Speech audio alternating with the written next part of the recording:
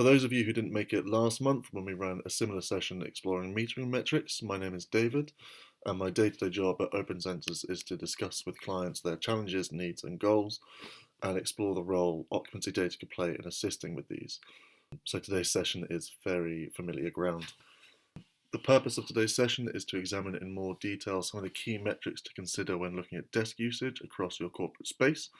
We're first going to look at the ways this data can be used to identify potential problems or areas for optimization, as we like to think of them, and then move on to discuss how the data can be used to impact these areas. We'll be looking at behavioural patterns of employees and how this ties into both capacity planning and physical design. There'll also be a few poll questions pop up on your screen throughout the session, so please do watch out for those and answer accordingly. So just moving on. Before looking at which specific metrics can be used to answer which questions, I'm just going to quickly look at desk utilisation from a higher level, the context in which these studies sit, per se. Firstly, whenever we talk about optimising space, there's the financial impact to consider. This is never more the case than when looking at desk usage. In most corporate areas, desks and individual workstations take up most of the space, and therefore also present the largest area for optimisation and change. When a single desk in London can cost up to £19,000 per annum, ensuring that each desk is well utilised is, well, it's just a very logical step to take. Any underused desk is money wasted, and when you start looking at entire floors worth of empty desks, well, the potential return on putting the space to better use, maybe selling it or renting it out, well, it's clearly a very positive return. However, actual physical space is not the only cost associated with desk usage, it's just the easiest to quantify. We also need to consider the impact that the physical space employees occupy has on their overall productivity. Salaries are by far and away the largest expenditure across organisations, so in terms of overall impact, enabling employees to work efficiently by making sure that the space around them facilitates collaboration and individual productivity can in turn have enormous results. Furthermore, a part of these processes is recognising how employees choose or expect to work nowadays. Companies need to be providing their employees with the tools to work remotely or from home, and when they're in the office, they need the right spread of spaces to work effectively. And doing so on a company-wide level will not only impact employee productivity, but then later have a knock-on effect in terms of attracting the best talent and then helping to retain it in the long term. Also, one area which can't be ignored anymore, thankfully, is the environmental impact our corporate spaces have. Buildings are responsible for 36% of global energy consumption and 39% of CO2 released into the atmosphere. So any effort that we can go to reduce wasted space is not only important in terms of short-term finances, but is actually a very important long-term goal as well, as we consider how we best use the space we already have available before making more. So let's move on to the data side of things. I just want to get an understanding before we do start this of your experiences to date when it comes to measuring occupancy. So I'm just going to run a quick poll. The first question is, how many of you listening currently keep tabs on desk usage throughout the day or have previously done so? Right, so there were quite a few people who have experienced manual surveys in the past or no experience whatsoever. So I'll just quickly describe the basic structure of our sensor-based solution so that everyone's on the same page regarding the actual source of the data. The system itself is very simple and has been designed in a way which minimises impact on standard business operations. We place small passive infrared sensors under desks. These monitor body heat and motion, and then these communicate with their own gateways using the LoRa protocol, which is a long-range, low-impact wavelength. These gateways then transfer the data to the cloud using 3G, 4G SIM cards, which we put in them. And then this data is stored on the cloud and presented through our dashboard. This setup means we can deploy quickly and simply over weekends or outside of standard operating hours, and we don't need to touch any existing IT systems, so it's kind of entirely standalone. So what you can see currently on the screen is the top of the landing page when you do log into the dashboard.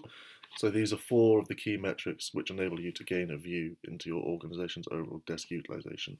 They're all fairly self-explanatory. The first one is one which any facilities manager or space planner will value highly. It highlights underused desks. This is the number of desks tagged within your space which are used less than 20% of the time. We often refer to these as the low-hanging fruit, as they are all desks which can realistically be repurposed almost immediately without any further impact to the business. Next comes average utilization, which shows how long per day your desks are used on average. This metric and the previous can be used in tandem to provide a useful success gauge. As you make changes, you'd like to see the number of underused desks dropping and the average utilisation rising. I'd like to quickly draw your attention here to the date and time box in the top right hand corner of the image here. As the sensors gather data continuously and in real time, you can use this tool to select the period of time you study, entering in your own business hours, etc. And if you know that people just don't work in the office on Fridays, you can discount Friday.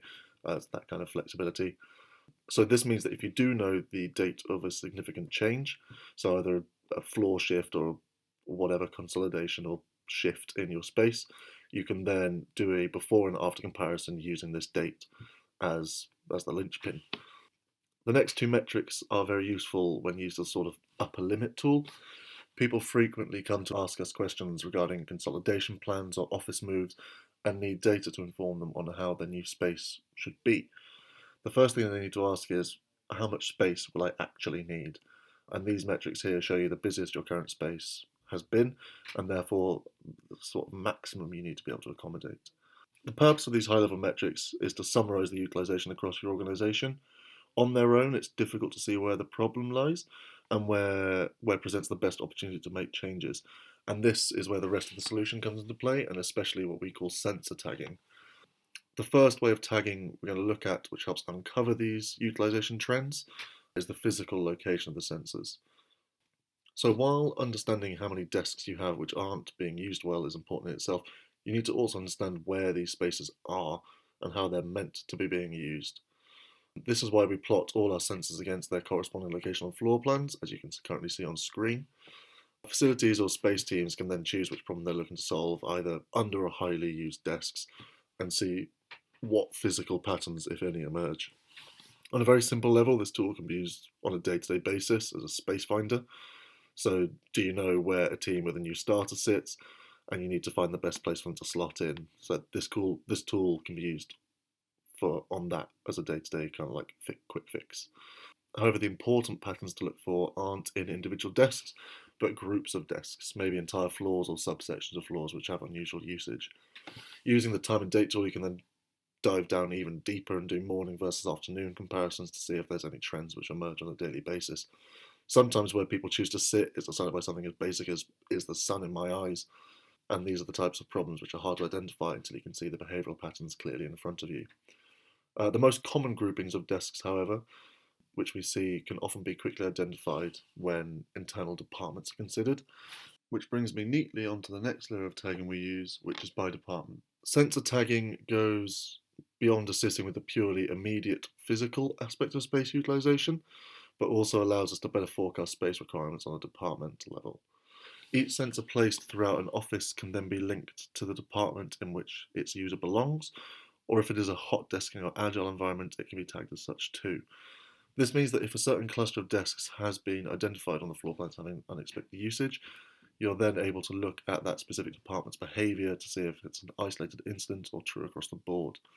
Gaining this view into each how department is behaving will not only make it far easier to manage space on a day-to-day basis, understanding where the free space lies and taking the emotion out of any conversation regarding reallocation, but it also enables companies to make far more informed decisions regarding the future requirements of any office moves. So gone are the days of department heads saying, I have a 50-person team, therefore I want 50 desks, and there being no real way to push back. Now space can be assigned and allocated as it's actually used. It's important to remember that this is a two-way street. By making it easier to push back against these claims, it will now be far more apparent when space is required. So departmental heads will have that in their locker as well. However, as I mentioned earlier, the workplace is changing. Entire offices of one-to-one assigned desks are becoming more and more uncommon. I'm just going to run a quick poll for you here, so just answer accordingly. The question is, which of the following options best describes your office space? Okay, so most people answered a mixture of the two, which is somewhat to be expected for even companies which haven't used an automated system before can recognise that different departments are going to have different behaviours. Take finance departments versus sales teams, for example.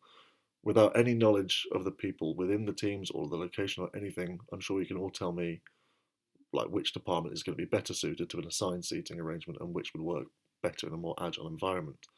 However, occupancy data means you no longer need to be playing these guessing games when it comes to office space, because not only can you start to understand how many spaces are required by each team, but what kind of space they work best in. We do this by asset tagging. On the screen in front of you are some examples of how your physical assets within an office space can be tagged. Basically, any way you can think to identify or define your spaces can then be tagged and compared. So questions like, are sit-stand desks more popular, window seats, aisle seats, the list goes on. And by understanding how your departments are behaving and also which areas of your office are most popular, this then allows companies to invest their time and resources in creating a space which actually reflects the needs of their employees. The long and short of it is that the more time you spend in the planning phase of these initiatives, the more value you can derive from the data, building departmental behaviour profiles to both allocate the correct amount of space, but also then influence the design of these areas, ensuring that there is the right mix of individual and collaborative areas for people to work in. And this is all done in the name of making your space the most cost effective and productive environment possible. That concludes the main body of today's session. I hope it's been informative and you have a better understanding of the capabilities of these solutions and sort of the scale of the challenges which are able to be addressed. Thank you for joining, and please do get in touch if you have any further questions.